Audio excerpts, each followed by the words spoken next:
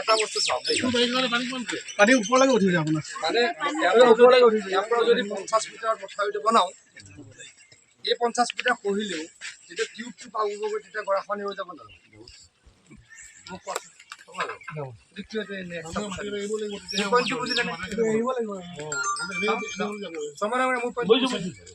দুইজনে আপুনি কথাটো বুজিছেনে তাৰমানে মই কৈছোঁ যে আমি বেংকত প্ৰটেকশ্যন নকৰোঁ আমি মথাউৰি বনাওঁ with the bag with the tube কেতিয়াবা গৈ গৈ গৈ গৈ তাতে গৰাখহনীয়া পালেগৈ ৰখি যাব নালাগে টিউবৰ তলত খান্দি দিব নালাগে এতিয়া যদি আমি ইমান কৰিব নোৱাৰে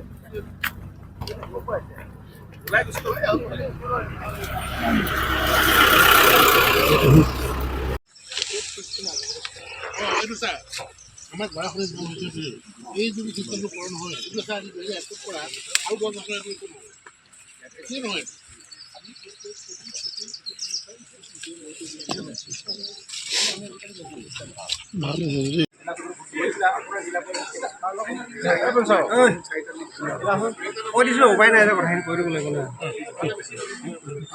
ব্ৰহ্মপুত্ৰৰ দাঁতিত মথাউৰি নাছিলে আজি সন্মানীয় বিধায়ক বলিন চেতিয়া ডাঙৰীয়া এই অঞ্চললৈকে লৈ আহিলে আৰু প্ৰায় আমি ইয়াত 9 কিলোমিটাৰ মথাউৰি বনাব লাগিব 9 কিলোমিটাৰ মথাউৰি বনালে হয়তো প্ৰায় 50-60 হাজাৰ বিঘা মাটি খেতিৰ অত্যন্ত উপযোগী হৈ উঠিব আৰু কেইবাখনো গাঁও বানৰ পৰা বাচিব আজি ৰাইজক প্ৰতিশ্ৰুতি দি গ'লোঁ যদি বিশেষ একো অসুবিধা নহয় মই নাভাবোঁ অসুবিধা হ'ব বুলি তথাপিতো কৈছোঁ নৱেম্বৰ-ডিচেম্বৰৰ পৰা এই মথাউৰি কাম আৰম্ভ কৰিম এই গোটেইখিনি খিলঞ্জীয়া মানুহ গতিকে এখেতলোকৰ কাৰণে নিশ্চয়কৈ আমি চিন্তা কৰিবই লাগিব এইবেলি আমি প্ৰায় 320 কিলোমিটাৰ নতুন মথাউৰি বনাম হিমন্ত বিশ্ব শৰ্মা ডাঙৰীয়াই আমাক নিৰ্দেশ দিছে যে অসমৰ মথাউৰি নথকা জেগা আৰু ক'ত থাকিব নালাগে য'ত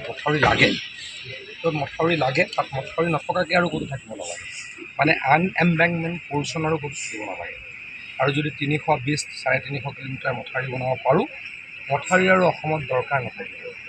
কিছুমান অঞ্চল থাকিব কাজিৰঙাত আমি মথাউৰি বনাব পাৰোঁ কাজিৰঙাত মথাউৰি বনালে যদি পানী নোসোমাই আমাৰ জীৱ বৈচিত্ৰ্যৰ অনুকূল পৰিৱেশ হ'ব গতিকে তেনেকুৱা অঞ্চলবিলাক বাদ দি য'ত মথাউৰি বনাব পাৰি এইখন চৰকাৰৰ দিনতে আমি শেষ কৰিম এই বছৰক লৈ এই অহা বছৰ আমি মানে নৱেম্বৰত যিখিনি কৰিম তাকে লৈ প্ৰায় 1000 কিলোমিটাৰ মথাউৰি আমি মাত্ৰ 4 বছৰ বনাম আগতে 4000 কিলোমিটাৰ মথাউৰি বনাইছিলে 70 বছৰত আচলতে 60 চনমানৰ পৰা মথাউৰি আৰম্ভ হৈছিলে গতিকে 60 চনৰ 65 বছৰত বা 60 বছৰত 4000 কিলোমিটাৰ মথাউৰি হৈছিল হিমন্ত বিশ্ব শৰ্মা ডাঙৰীয়াৰ 5 বছৰত আমি 1000 কিলোমিটাৰ মথাউৰি বনাবলৈকে সক্ষম হৈছোঁ বা সক্ষম হ'ম ভৱিষ্যতে আমি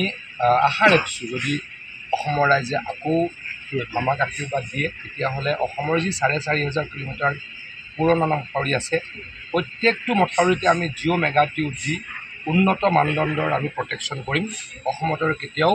মথাউৰি ছিঙিব নোৱাৰিম মথাউৰি ব্ৰিজ নহ'ব নতুন টেকন'লজিৰে আমি কামখিনি আৰম্ভ কৰিছোঁ গতিকে কাম কৰিবলৈ প্ৰয়াস কৰিছোঁ যথেষ্ট কৰিলোঁ মই আকৌ কৈছোঁ যে 65 বছৰত 4000 কিলোমিটাৰ মথাউৰি হৈছিল আৰু 5 বছৰত আমি 1000 কিলোমিটাৰ মথাউৰি বনালোঁ গতিকে অলপ চিন্তাটো কৰিলেই গম পোৱা যাব কোনে কিমান কাম কৰিলে আৰু কাম কৰিম ৰাইজক কৰিছোঁ মইতো শদিয়ালে বছৰত 3বাৰমান আহোঁ আমাৰ চিন্তা আছিল যে শদিয়াক বানমুক্ত কৰা আমি প্ৰায় ক্ষেত্ৰত সফল হ'লোঁ আজি আমাৰ হলৌ গাঁও আৰু শদিয়ালৈকে গ'লোঁ তাত আমাৰ 8 কিলোমিটাৰমান ব্ৰহ্মপুত্ৰত মথাউৰি আছে কিন্তু সেইটো ৱাটাৰ ৰিচোৰ্চ ডিপাৰ্টমেণ্টৰ নহয় ছইল কনজাৰ্ভেশ্যন ডিপাৰ্টমেণ্টে বনাইছিলে সেই মথাউৰিটো আমি ষ্ট্ৰেংথেন কৰিব লগা আছে আৰু 2 কিলোমিটাৰ মথাউৰি নাই তাতে গতিকে আজি গাঁৱৰ ৰাইজক কথা দি আহিলোঁ 8 কিলোমিটাৰ মথাউৰি আমি ষ্ট্ৰেংথেন কৰিম জিঅ' মেগা টিউব পাৰিম গতিকে প্ৰকাণ্ড ষ্ট্ৰাকচাৰ হ'ব আৰু 2 কিলোমিটাৰ নতুন মথাউৰি বনাম মই আকৌ কৈছোঁ শদিয়াক বানমুক্ত কৰাৰ কাৰণে অসমক বানমুক্ত কৰাৰ কাৰণে অহৰহ প্ৰয়াস আমি চলাই ৰাখিছোঁ আমি এতিয়ালৈকে প্ৰায় 700 কিলোমিটাৰ মথাউৰি এই 4 বছৰত বনাবলৈ সক্ষম হ'লোঁ আৰু এই বছৰ নৱেম্বৰ মাহৰ পৰা যি আমাৰ কাম আৰম্ভ হ'ব তেতিয়া প্ৰায় 350 কিলোমিটাৰ মথাউৰি বনাম আমাৰ 60 চনমানৰ পৰা যদি মথাউৰি হৈছিল 60 বছৰত অসমত মথাউৰি বনিছিলে 4000 কিলোমিটাৰ আৰু হিমন্ত বিশ্ব শৰ্মা ডাঙৰীয়াই 5 বছৰত মথাউৰি বনালে 1000 কিলোমিটাৰ এই 1000 কিলোমিটাৰ মথাউৰি আমি উন্নত প্ৰযুক্তিৰে বনাইছোঁ। গতিকে অসমত আৰু এই অহা ফেব্ৰুৱাৰীত বা মাৰ্চত যি মথাউৰিখিনি কাম সম্পূৰ্ণ হ'ব, তেতিয়া আৰু আনএম্বেংকমেণ্ট মথাউৰি বা মথাউৰি নথকা জেগা নাথাকিব। কেইটামান অঞ্চল বাদ দি, মানে যেনে কাজিৰঙা বাদ দিলোঁ, আমাৰ পবিতৰা বাদ দিলোঁ, সেই অঞ্চলবিলাকত আমি বানপানী ৰাখিব নোৱাৰোঁ, তাতে আমি মথাউৰি বনাব নোৱাৰোঁ। তেতিয়া আমাৰ জীৱ বৈচিত্ৰ্যৰ বিপৰীতে পৰিৱেশ সৃষ্টি হ'ব আৰু আমাৰ জীৱ জন্তুবিলাক মৃত্যুমুখত পৰিব। গতিকে তেনেকুৱা অঞ্চল বাদ দি অসমত 320-330 কিলোমিটাৰ মথাউৰি বনাব লগা আছে। সেইখিনি কাম এইখন চৰকাৰ দিনতে আমি আহ্বান কৰিম। পৰৱৰ্তী সময়ৰ ৰাইজৰ আশীৰ্বাদত আমি গোটেই পুৰণা মথাউৰিবিলাক ষ্ট্ৰেংথেন কৰিম। গতিকে এইদৰে অসমৰ পৰা বানপানী নাইকিয়া কৰিবলৈ আমি প্ৰচেষ্টা চলাই আছোঁ।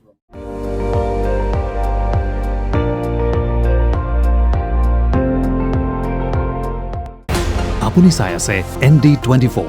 সৰ্বশ্ৰেষ্ঠ নহয় সৰ্বোত্তমৰ দৌৰ।